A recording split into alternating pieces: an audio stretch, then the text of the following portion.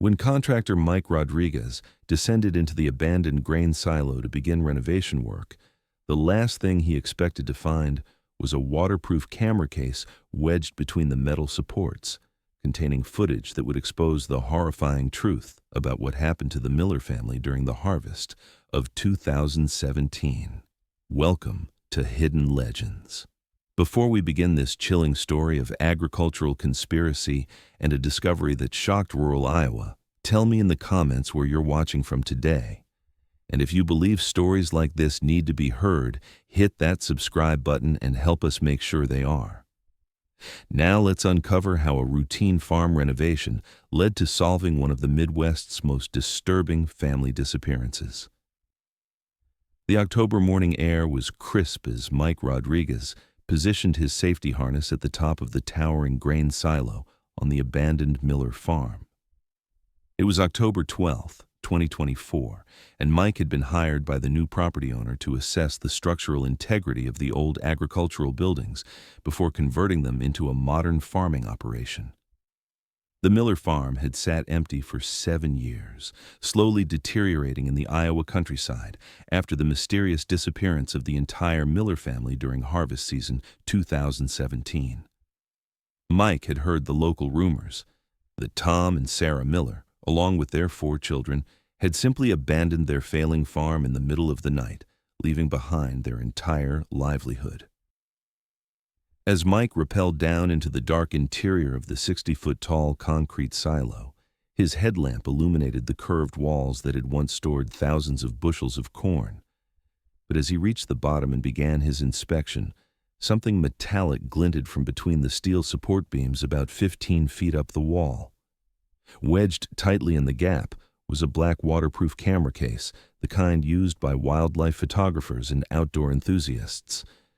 Mike carefully extracted it, noting that despite 7 years of exposure, the case appeared to be in perfect condition.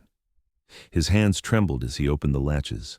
Inside was a digital video camera with several memory cards, all labeled with dates from September and October 2017. Mike's blood ran cold as he recognized the time frame. These recordings were made just before the Miller family vanished.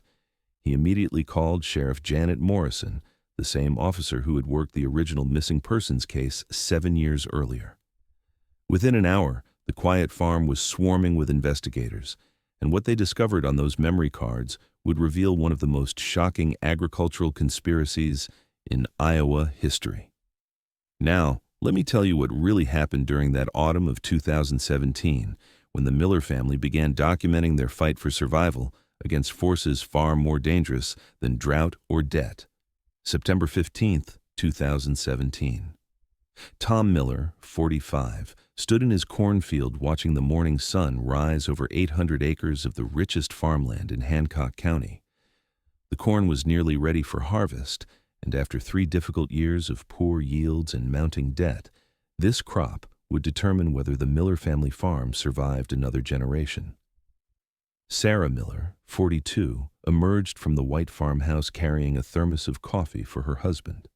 Their 4 children, Jessica, 16, Michael, 14, twins Emma and Ethan, 12, were getting ready for school, their voices carrying across the peaceful farmyard that had been in the Miller family for 4 generations. What Tom didn't know as he surveyed his promising crop was that his farm sat directly over one of the largest undiscovered aquifers in the Midwest, an underground water source worth hundreds of millions of dollars to the right buyer.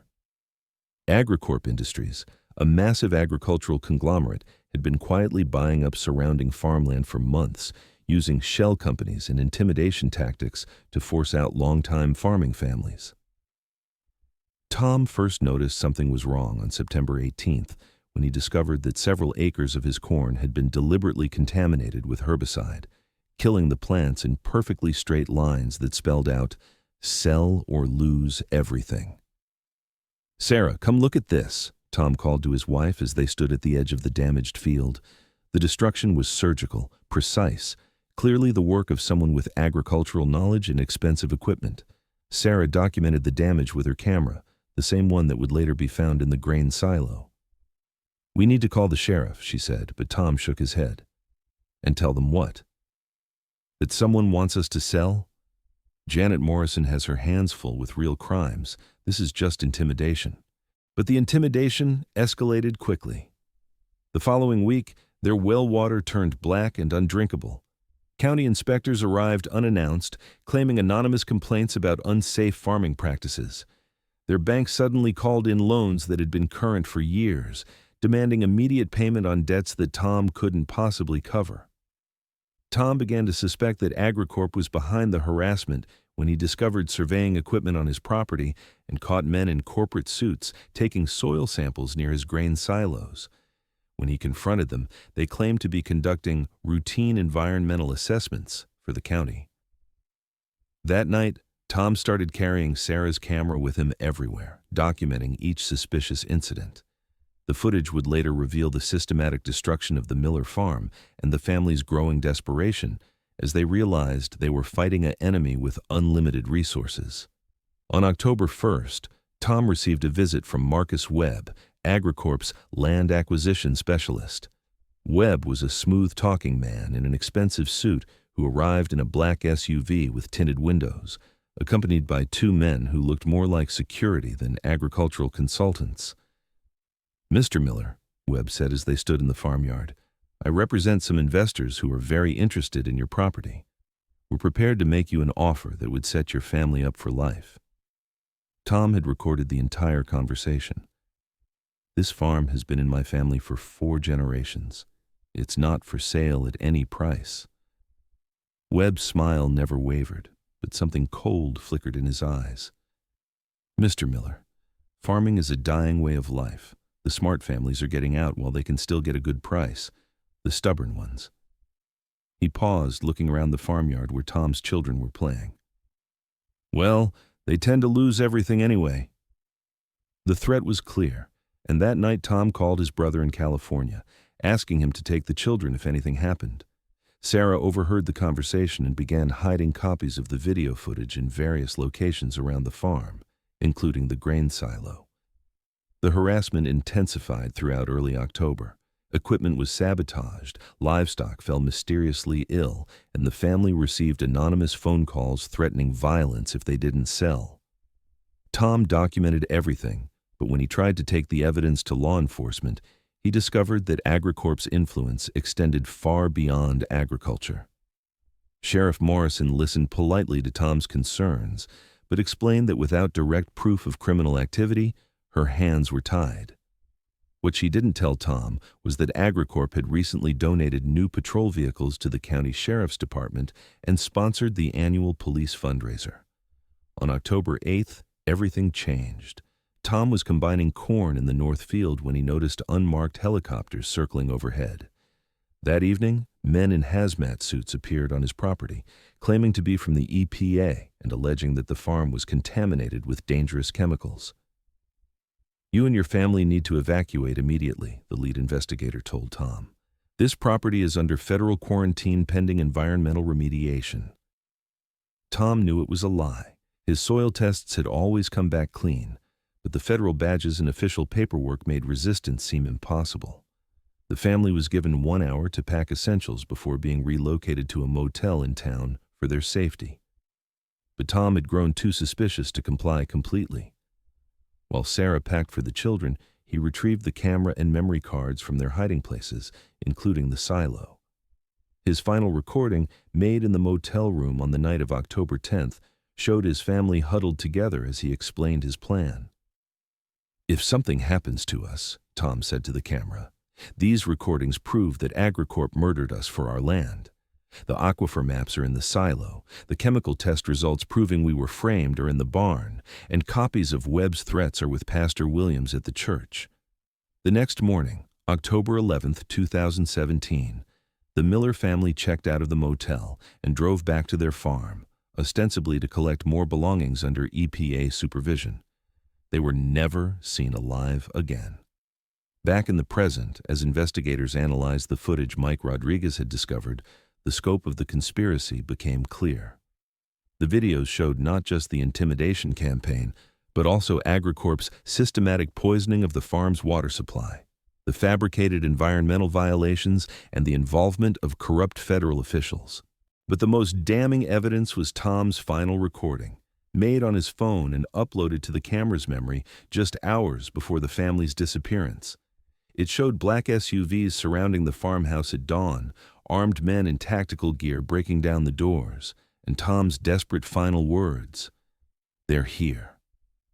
Remember what I told you about the silo? Detective Ray Harrison, brought in from the State Bureau of Investigation, coordinated the expanded search of the property.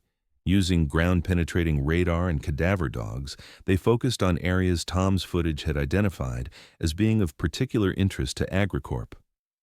The breakthrough came on the third day of searching. In the basement of the old barn, hidden behind a false wall that Tom had constructed, investigators found detailed geological surveys proving the existence of the massive aquifer beneath the farm. The water rights alone were worth over $300 million. But they also found something more immediate, evidence that the Miller family had been murdered on their own property and their bodies disposed of in an industrial grain truck that had been brought to the farm under the guise of environmental cleanup. The investigation revealed that AgriCorp had been operating similar schemes across the Midwest, using a combination of corporate intimidation, environmental fraud, and ultimately murder to acquire water-rich farmland for pennies on the dollar. The Miller family had been just the latest victims in a conspiracy that had been claiming rural families for years. Marcus Webb was arrested at his corporate office in Des Moines, still confident that his company's lawyers and political connections would protect him. But Tom Miller's videos had created an evidentiary chain that even the most corrupt officials couldn't break. During Webb's interrogation, he revealed the location where the Miller family's remains had been disposed of, a corporate-owned processing facility 200 miles away. The family was finally recovered and given a proper burial, ending 7 years of uncertainty for their extended family and community. The investigation expanded into a federal task force that uncovered AgriCorp's involvement in over 30 suspicious disappearances of farming families across 7 states. The company's assets were frozen, and dozens of executives faced charges ranging from fraud to racketeering to murder. Mike Rodriguez, the contractor whose discovery had broken the case wide open, was hailed as a hero by the farming community. "I was just doing my job," he said at the press conference announcing the arrests, but finding those videos felt like Tom Miller was reaching out from beyond the grave to get justice for his family. The Miller farm was purchased by a coalition of local farmers and converted into a memorial and education center about corporate agriculture and family farming rights. The grain silo where the evidence was hidden was preserved as a monument to the family's courage in documenting their own persecution. Sarah Miller's camera, which had captured the evidence that brought down a multi-billion-dollar conspiracy, was displayed in the Iowa State Historical Museum as a reminder of the power of citizen journalism in the face of corporate corruption. Sheriff Morrison, who had been unable to help the family 7 years earlier due to AgriCorp's influence, led the effort to reform rural law enforcement procedures and create independent oversight of corporate land acquisition activities. The federal investigation ultimately recovered assets worth over $2 billion from AgriCorp's illegal operations, money that was used to compensate the families of victims and support independent farming operations across the affected regions. Tom and Sarah Miller's children, who had been murdered alongside their parents, were remembered not just as victims, but as part of a family that refused to surrender their heritage to corporate greed.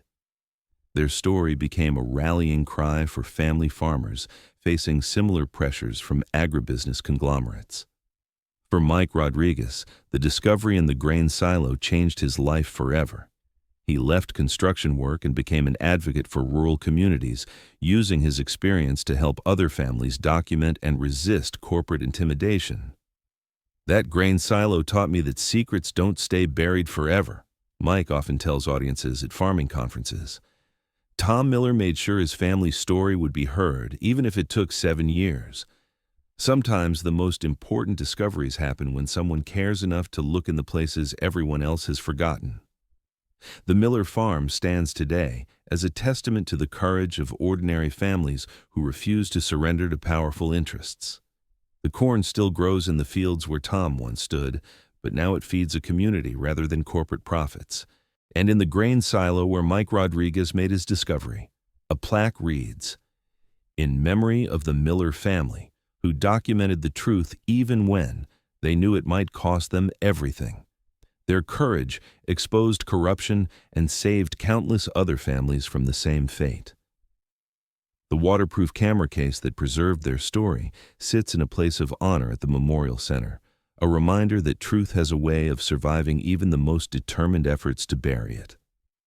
Sometimes justice takes 7 years to arrive, but when it does, it can bring down empires built on greed and violence.